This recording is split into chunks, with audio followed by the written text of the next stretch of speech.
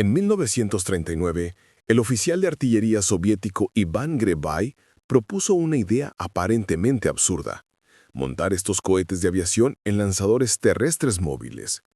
La idea parecía completamente poco práctica para muchos oficiales superiores conservadores. Los cohetes eran inherentemente imprecisos, carecían del alcance y la precisión quirúrgica de la artillería de tubo convencional. ¿Por qué querría el Ejército Rojo armas imprecisas cuando existían armas precisas probadas durante décadas? Grebay argumentó con una lógica implacable. La precisión individual no importaba si se podía saturar un área entera con explosivos masivos. Un solo cohete podría fallar su objetivo específico por cientos de metros, pero 16 cohetes disparados simultáneamente cubrirían un área del tamaño de un campo de fútbol completo con fragmentación mortal y explosión devastadora.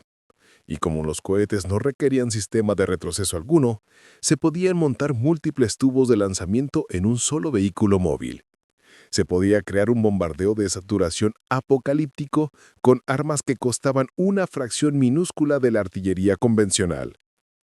El Centro de Pruebas de Armas soviético en Leningrado llevó a cabo ensayos exhaustivos a finales de 1939. Los ingenieros montaron cohetes de aviación en chasis de camiones comerciales modificados. Los resultados confirmaron completamente la teoría de Grebay.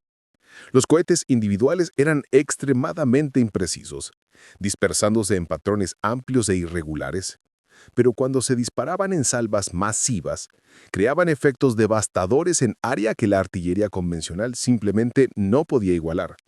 Los cohetes se distribuían en un patrón aproximadamente circular. Todo lo que existía dentro de ese círculo era destruido completamente. El bautismo de fuego. En junio de 1941, pocas semanas antes de la invasión alemana, el Mando Supremo Soviético autorizó la producción limitada de lo que designaron oficialmente como el lanzacohetes VM-13. VM significaba Boyevayan Mashina, vehículo de combate. El 13 indicaba el calibre en centímetros. Cada lanzador consistía en 16 rieles guía metálicos montados en la parte trasera de un resistente camión CIS-6. Cada riel sostenía un cohete M13 que pesaba 42 kilogramos y llevaba una ojiva de 4.9 kilogramos de alto explosivo de fragmentación. La primera batería VM-13 consistió en 7 camiones con 16 cohetes cada uno, totalizando 112 cohetes por batería completa. La unidad fue designada Batería Experimental número 1 y comandada por el joven capitán Iván Flernov. El 14 de junio de 1941, esta batería experimental recibió órdenes urgentes de desplegarse al frente cerca de Smolensk, donde las fuerzas alemanas avanzaban inexorablemente hacia Moscú. A las 19:15 horas de ese día histórico, la batería de Flernov disparó su primera salva de combate contra la estación de ferrocarril de Orsha, ocupada por fuerzas alemanas. 112 cohetes fueron lanzados en exactamente 7 segundos. La salva completa tardó menos tiempo en dispararse, lo que una sola batería de artillería convencional tardaría en disparar un solo proyectil. Las fuerzas alemanas en la estación de Orsha no tuvieron advertencia alguna. No escucharon fuego de artillería preliminar. No vieron destellos de boca que revelaran posiciones de cañones enemigos. De repente, sin previo aviso, el cielo completo se llenó de proyectiles que chillaban espeluznantemente, dejando tras de sí densas estelas de humo blanco. La estación ferroviaria explotó en una bola de fuego masiva. Los tanques de combustible se incendiaron instantáneamente. Los camiones de municiones detonaron en reacciones en cadena. Los soldados alemanes que milagrosamente sobrevivieron describieron posteriormente la sensación aterradora de que la tierra misma se había abierto para tragarlos vivos. El terror psicológico. El efecto psicológico superó ampliamente el daño físico real. Los soldados alemanes eran veteranos experimentados. Habían soportado bombardeos intensos de artillería en Polonia y Francia. Entendían perfectamente que la artillería convencional disparaba en patrones predecibles y reconocibles. Se oían venir los proyectiles con suficiente antelación. Se buscaba refugio rápidamente, se esperaba pacientemente a que terminara el bombardeo. Pero las salvas de cohetes llegaban sin absolutamente ningún previo aviso, y terminaban antes de que alguien pudiera siquiera reaccionar. El sonido era verdaderamente aterrador. Los cohetes chillaban durante el vuelo, creando un ruido aullante distintivo que los soldados alemanes traumatizados compararon con órganos de iglesia tocando música infernal. De ahí surgió el apodo inolvidable, órgano de Stalin. La batería del capitán Flernov disparó todos sus cohetes e inmediatamente se retiró a toda velocidad. Esto era absolutamente crítico para la supervivencia. La artillería tradicional revelaba su posición exacta con el destello de boca brillante y el sonido característico del disparo. El fuego contra batería enemigo podía destruir posiciones de artillería en minutos siguiendo estas señales.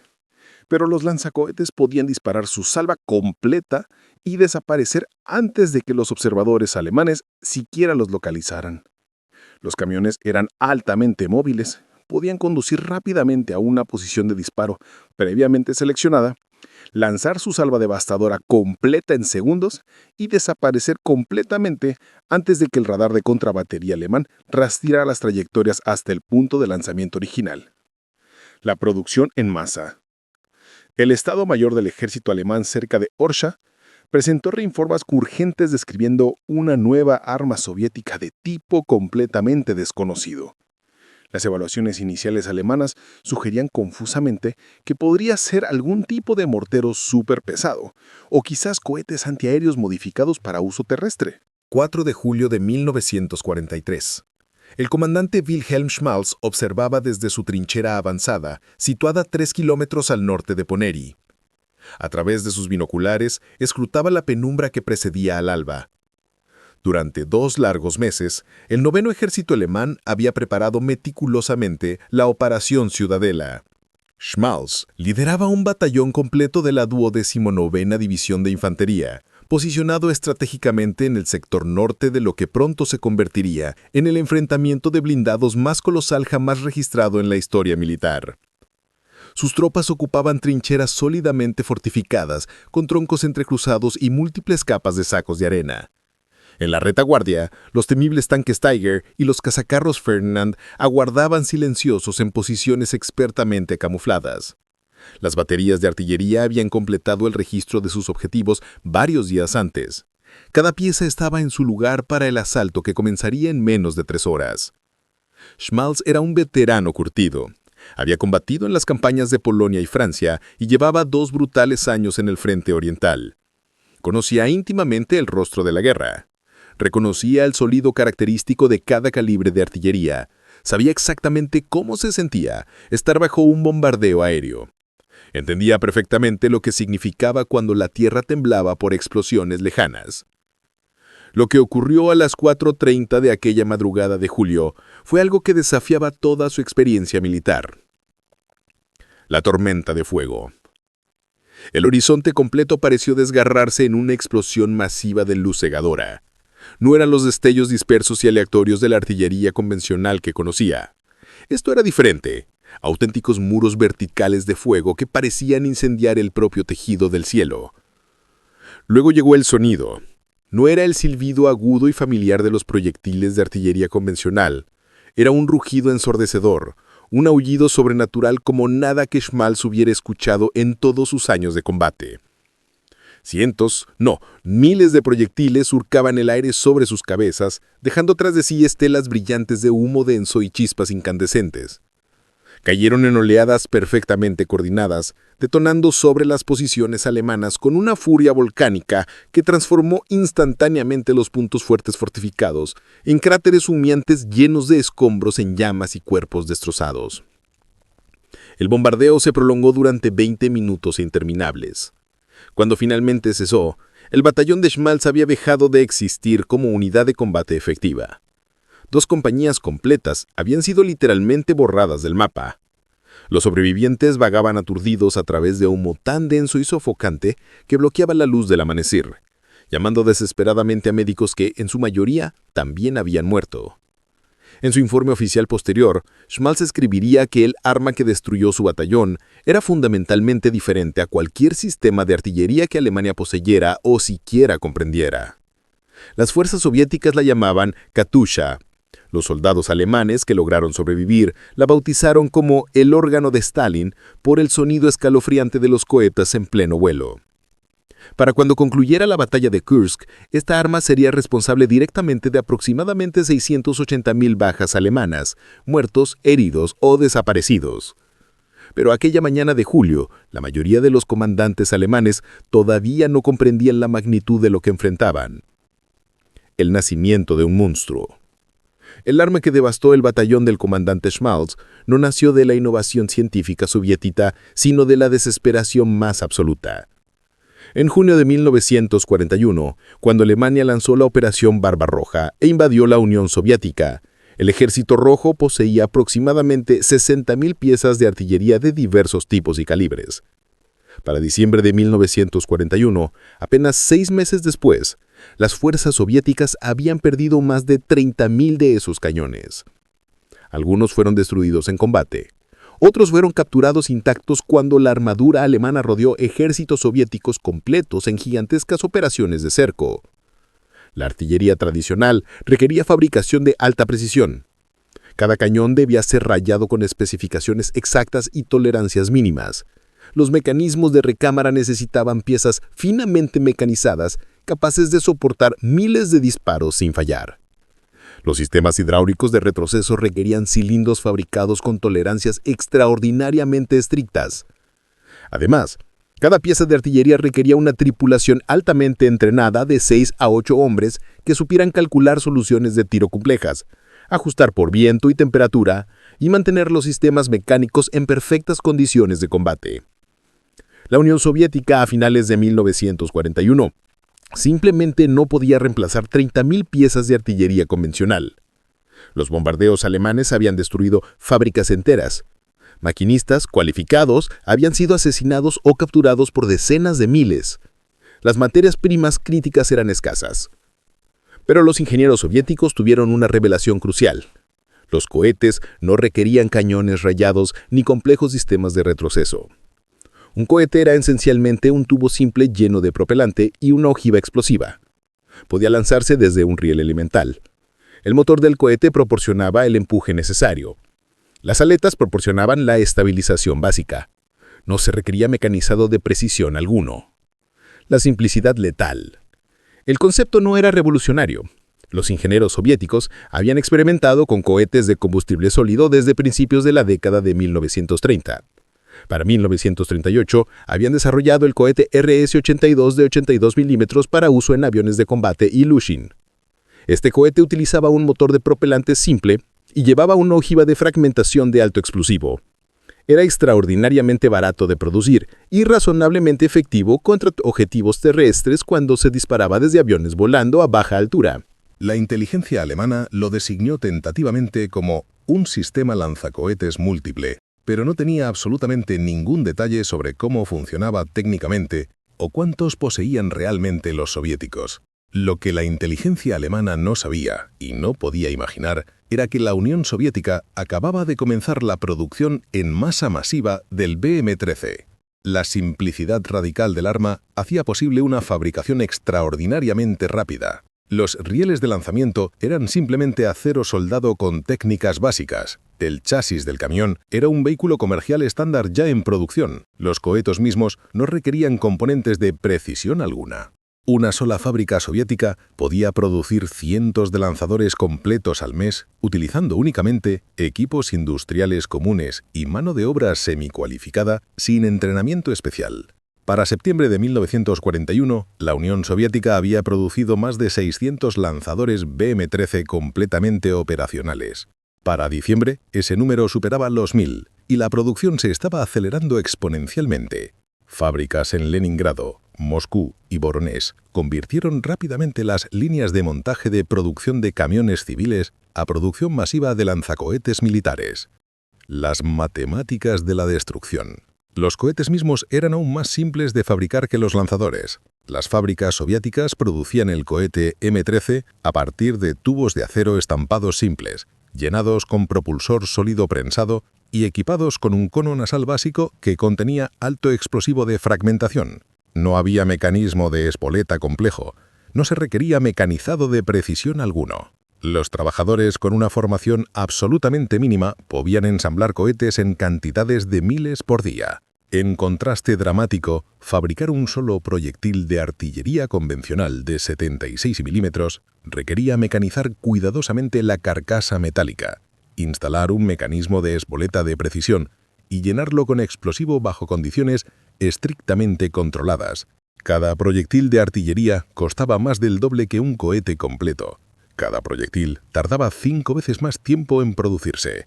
Las matemáticas económicas eran absolutamente abrumadoras en favor de los cohetes, con el mismo esfuerzo industrial exacto requerido para construir una batería de artillería convencional con 6 cañones pesados. La Unión Soviética podía construir 10 baterías completas de lanzacohetes con 70 camiones que transportaban 1.120 cohetes en total. El peso bruto de explosivos entregado por minuto ni siquiera era remotamente comparable.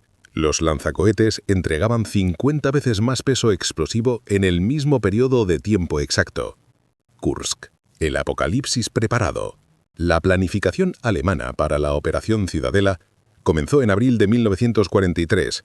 La operación tenía como objetivo estratégico rodear y destruir completamente las fuerzas soviéticas concentradas en un enorme saliente que penetraba profundamente en territorio controlado por los alemanes cerca de la ciudad de Kursk. La inteligencia alemana estimó que aproximadamente 1 millón de tropas soviéticas defendían el saliente. Destruir esta fuerza masiva paralizaría completamente la capacidad ofensiva soviética y potencialmente forzaría una paz negociada favorable. El mariscal de campo Erich von Manstein comandaba la pinza sur del ataque. El mariscal de campo Günther von Kluge comandaba la pinza norte. Entre ambos reunieron casi 3/4 partes de millón de tropas alemanas de élite, 2.700 tanques, incluyendo los nuevos y temibles modelos Tiger y Panzer, y 2.000 aviones de combate. Esto representó la mayor concentración de poder de combate alemán jamás reunida para una sola operación militar. La fecha del ataque se fijó para el 5 de julio de 1943, pero los soviéticos sabían exactamente lo que se avecinaba. La inteligencia soviética había penetrado profundamente las comunicaciones alemanas. Los criptógrafos británicos en Bletchley Park habían descifrado los mensajes cifrados de la Wehrmacht y habían pasado la información crítica a Moscú a través de la red de espionaje Lucy. Los comandantes soviéticos sabían no solo que un ataque masivo se acercaba, sino exactamente dónde golpearía y aproximadamente cuándo se lanzaría. El mariscal Georgi Yukov, al mando supremo de las defensas soviéticas, tuvo 2 meses completos para prepararse meticulosamente. Su estrategia era conceptualmente simple, pero sin precedentes absolutos en escala y alcance. En lugar de enfrentar el ataque alemán con una defensa móvil convencional, las fuerzas soviéticas construirían posiciones fortificadas tan profundas y tan masivamente defendidas que la armadura alemana sería literalmente desangrada hasta que lograra cualquier avance significativo. Y el arma principal para esta defensa masiva no serían tanques ni cañones antitanque convencionales, sería artillería de cohetes masiva disparando desde posiciones cuidadosamente topografiadas contra zonas objetivo meticulosamente preestablecidas. El infierno preparado. Los ingenieros soviéticos construyeron 8 cinturones defensivos completos a lo largo de todo el saliente de Kursk, extendiéndose a una profundidad asombrosa de 190 kilómetros. Cada cinturón contenía fosos antitanques profundos, campos minados densos, puntos fuertes masivamente reforzados y posiciones de artillería expertamente camufladas. Detrás de estos cinturones defensivos, las fuerzas soviéticas posicionaron estratégicamente 300 baterías completas de lanzacohetes Katyusha con más de 3.000 lanzadores individuales. A cada batería se le asignaron zonas de fuego específicas y precisas. Los topógrafos militares habían mapeado con precisión matemática cada kilómetro cuadrado del campo de batalla anticipado. Cuando las fuerzas alemanas entraran en estas zonas de aniquilación preestablecidas, las baterías de cohetes dispararían salvas perfectamente precalculadas que saturarían áreas enteras con explosivos, sin importar dónde se encontraran exactamente las unidades alemanas específicas. Las matemáticas operacionales eran absolutamente asombrosas. 3.000 lanzadores por 16 cohetes cada uno es igual a 48.000 cohetes que podían ser disparados en una sola salva masiva. Con un peso de ojiva promedio de casi 5 kilogramos por cohete, eso representaba 240.000 kilogramos de alto explosivo, entregados en menos de 10 segundos a lo largo de docenas de kilómetros cuadrados de territorio. Ningún ejército en toda la historia humana había preparado jamás tal poder de fuego absolutamente concentrado para una batalla defensiva. El primer golpe. En la noche del 4 de julio de 1943, las unidades de asalto alemanas se movieron silenciosamente a sus posiciones de ataque finales. Los ingenieros de combate despejaron cuidadosamente caminos a través de los campos minados soviéticos exteriores. Las tripulaciones de los tanques encendieron sus poderosos motores. Las baterías de artillería se prepararon meticulosamente para disparar bombardeos preliminares masivos. A las 4:30 horas del 5 de julio comenzaría el asalto histórico. Pero a las 4:20 horas, 10 minutos antes, las baterías de cohetes soviéticas abrieron fuego primero. Este fue exactamente el bombardeo apocalíptico que el comandante Wilhelm Schmalz presenció y del que milagrosamente sobrevivió. La inteligencia soviética había identificado con precisión quirúrgica las áreas exactas de reunión alemanas. Los observadores avanzados infiltrados habían visto personalmente a las fuerzas alemanas moverse a sus posiciones durante la noche anterior. Cuando las baterías soviéticas dispararon, no estaban lanzando fuego especulativo a objetivos sospechosos. Estaban disparando salvas matemáticamente precalculadas a ubicaciones exactas donde sabían con certeza absoluta que las unidades alemanas estaban densamente concentradas. El efecto fue completamente catastrófico. Los batallones de infantería alemanes que estaban a plena fuerza operacional a medianoche se redujeron a fuerza de compañía esquelética al amanecer. Las formaciones de tanques que habían reunido meticulosamente para asaltos perfectamente coordinados quedaron dispersas y completamente desorganizadas. Las baterías de artillería que deberían haber estado disparando bombardeos preparatorios masivos fueron destruidas antes de que pudieran disparar un solo proyectil.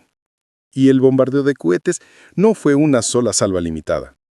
Continuó en oleadas implacables e interminables. El análisis urgente. Al final del primer día de combate, las fuerzas alemanas no habían avanzado más de 10 kilómetros en ningún punto del frente. Las bajas eran absolutamente asombrosas. El 9º ejército en el sector norte informó más de 20.000 bajas solo el 5 de julio. El 4º ejército Panzer en el sur informó pérdidas similares devastadoras. Estas fueron bajas masivas, antes de que las fuerzas alemanas siquiera se hubieran enfrentado a las principales líneas defensivas soviéticas. Fueron causadas principalmente por fuego masivo de artillería y cohetes en las zonas de aproximación inicial. Los altos mandos alemanes celebraron conferencias de emergencia urgentes la noche del 5 de julio. Esa noche crucial, los oficiales de inteligencia de la Wehrmacht recopilaron frenéticamente informes de múltiples unidades diferentes, describiendo la artillería de cohetes soviéticas con un terror apenas contenido. Por primera vez, los comandantes alemanes comenzaron a comprender la escala verdadera de lo que enfrentaban. Las fuerzas soviéticas no estaban usando lanzacohetes como armas suplementarias tácticas. Habían convertido la artillería de cohetes en la pieza central absoluta de su estrategia defensiva completa, y poseían suficientes lanzadores y suficiente munición masiva para disparar bombardeos sostenidos durante días enteros. 2 oficiales superiores fueron asignados inmediatamente para liderar un análisis técnico urgente. El coronel general Kurt Seisler, jefe del Estado Mayor General, ordenó una evaluación técnica inmediata y completa. El mayor general Walter Wenck, al mando del Estado Mayor de Operaciones del Primer Ejército Panzer, fue instruido a recopilar exhaustivamente informes del campo de batalla de todas las unidades que habían encontrado fuego de cohetes. Tenían exactamente 48 horas para proporcionar respuestas definitivas. Las 48 horas decisivas. El análisis comenzó inmediatamente con urgencia absoluta. Los oficiales de inteligencia examinaron meticulosamente documentos soviéticos capturados, interrogaron intensamente a prisioneros y estudiaron cohetes sin explotar cuidadosamente recuperados del campo de batalla.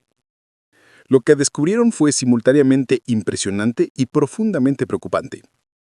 El lanzador BM-13 Katyusha era mecánicamente primitivo hasta el punto de parecer absurdo. 16 rieles de acero simple soldados a la plataforma de un camión comercial estándar, sin sistemas hidráulicos complejos, sin mecanismos sofisticados de control de fuego.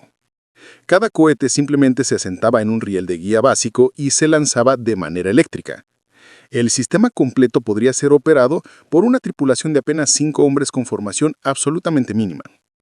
Un soldador competente podía construir un lanzador funcional completo en 3 días utilizando solamente componentes de camiones estándar y existencias básicas de acero industrial. Los cohetes en sí mismos eran aún más escandalosamente simples. Tubos de acero estampado rellenos de propulsor sólido prensado, una espoleta de impacto básica en la nariz y aletas estabilizadoras simplemente soldadas en la parte de atrás. La fabricación no requería mecanizado de precisión, equipo especializado ni materiales raros o estratégicos. Las fábricas soviéticas producían estos cohetes a ritmos que superaban los 50.000 cohetes al mes. Cada cohete costaba aproximadamente una décima parte exacta de lo que costaba un proyectil de artillería convencional equivalente. La filosofía de guerra diferente. Los ingenieros alemanes reconocieron de inmediato que esto representaba una filosofía de guerra fundamentalmente diferente. La doctrina de artillería alemana tradicional enfatizaba obsesivamente la precisión quirúrgica. Los artilleros alemanes altamente entrenados se enorgullecían profesionalmente de su precisión excepcional, de alcanzar edificios específicos desde 10 kilómetros de distancia con gasto mínimo de munición. Pero entrenar a esa tripulación de élite llevaba muchos meses de instrucción intensiva. Construir el cañón de precisión requería fábricas especializadas con maquinaria avanzada. Producir municiones requería fabricación de alta precisión con tolerancias estrictas. El sistema Katyusha sacrificaba completamente toda precisión individual a cambio de un volumen absolutamente abrumador. Una sola batería de cohetes podía entregar más peso explosivo bruto en 10 segundos que lo que un batallón entero de artillería convencional podía entregar en 10 minutos completos. Las matemáticas eran brutalmente condenatorias. Alemania había construido meticulosamente su doctrina de artillería completa en torno al excelente obús de campaña de 105 milímetros y el poderoso obús de 150 milímetros. Estas eran armas verdaderamente excelentes, precisas, fiables y devastadoras. Pero también eran extremadamente caras y lentas de producir con los estándares de fabricación de precisión alemanes. Una sola división de artillería alemana estándar poseía 144 cañones de diversos calibres. Esos cañones podían disparar quizás 2.000 proyectiles por hora en condiciones operacionales ideales, entregando aproximadamente 15 toneladas métricas de explosivo. En contraste absoluto, una brigada de lanzacohetes soviética con apenas 72 lanzadores BM-13 podía disparar 1.152 cohetes en una sola salva masiva que duraba exactamente 7 segundos, entregando aproximadamente 35 toneladas métricas de explosivo instantáneamente. La brigada podía recargar completamente y disparar de nuevo en apenas 20 minutos. En una hora completa, esa única brigada soviética podía entregar más de 100 toneladas de explosivo, casi 7 veces lo que podía lograr una división de artillería alemana entera. Las conclusiones sombrías. El coronel general Zeitzler presentó estos hallazgos devastadores directamente a Hitler el 10 de julio de 1943. Las implicaciones estratégicas eran absolutamente claras e innegables. La industria soviética había encontrado una manera revolucionaria de convertir capacidad industrial directamente en poder de fuego de artillería a escalas que Alemania simplemente no podía igualar con sus métodos de producción tradicionales. El Katyusha no era técnicamente un arma mejor que la artillería alemana de precisión. Era una categoría completamente diferente de arma que había cambiado fundamentalmente la economía básica del poder de fuego militar. Alemania podía construir tanques superiores, aviones superiores, piezas de artillería superiores con mejor precisión y alcance. Pero si los soviéticos podían producir 10 lanzacohetes por cada pieza de artillería alemana de precisión, todas las ventajas técnicas de calidad se volvían estratégicamente irrelevantes. El análisis operacional del mayor general Wenck fue igualmente sombrío y devastador. Las bajas alemanas en Kursk habían alcanzado niveles absolutamente catastróficos. No porque las defensas soviéticas fueran técnicamente impenetrables, sino porque la artillería masiva de cohetes había destruido sistemáticamente las unidades alemanas antes de que pudieran siquiera desplegar su poder de combate táctico. El fin de una era. Para el 12 de julio de 1943, la Operación Citadela había terminado efectivamente como ofensiva estratégica. Las fuerzas alemanas habían avanzado como máximo absoluto 35 kilómetros dentro de las defensas soviéticas masivas. Habían perdido más de 50.000 soldados muertos y heridos. Más de 300 tanques fueron destruidos o completamente inutilizados. La ofensiva no había logrado rodear a las fuerzas soviéticas ni alcanzar ningún objetivo estratégico significativo. Hitler ordenó personalmente la terminación de la operación el 13 de julio. Las bajas alemanas totales en toda la batalla de Kursk finalmente alcanzaron estimaciones de 680.000 muertos, heridos o desaparecidos en toda la operación completa, incluidas las devastadoras contraofensivas soviéticas posteriores. Si bien múltiples factores contribuyeron a este desastre histórico, los reportes alemanes exhaustivos posteriores a la acción identificaron consistentemente la artillería masiva de cohetes soviético como el factor absolutamente decisivo que rompió los ataques alemanes antes de que pudieran desarrollar impulso operacional. El legado del terror. Las lecciones dolorosas de Kursk se propagaron rápidamente a través de toda la planeación estratégica de la Wehrmacht durante el resto de la guerra. Las fuerzas alemanas nunca más intentaron una operación ofensiva importante en el frente oriental. La comprensión brutal de que la industria soviética podía producir poder de fuego a escalas que Alemania no podía remotamente igualar, alteró fundamentalmente todos los cálculos estratégicos alemanes. La victoria final ya no era posible. La única pregunta restante era: ¿cuánto tiempo podría Alemania retrasar la inevitable derrota? La producción soviética de lanzadores Katyusha continuó acelerándose exponencialmente. Para finales de 1943, más de 3.000 lanzadores estaban en servicio activo. Para 1945, ese número superaba los 10.000 lanzadores operacionales.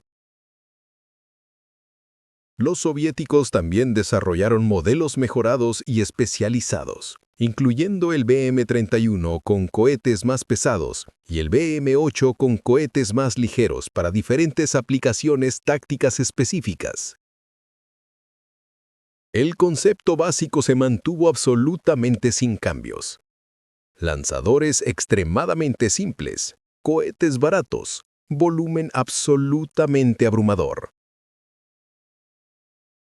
La revolución militar. Después de la guerra, la artillería de cohetes soviética influyó profundamente en la doctrina militar en todo el mundo.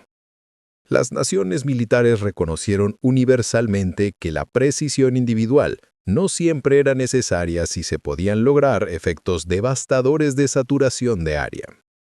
El lanzacohetes múltiple se convirtió en equipo estándar para ejércitos modernos a nivel mundial.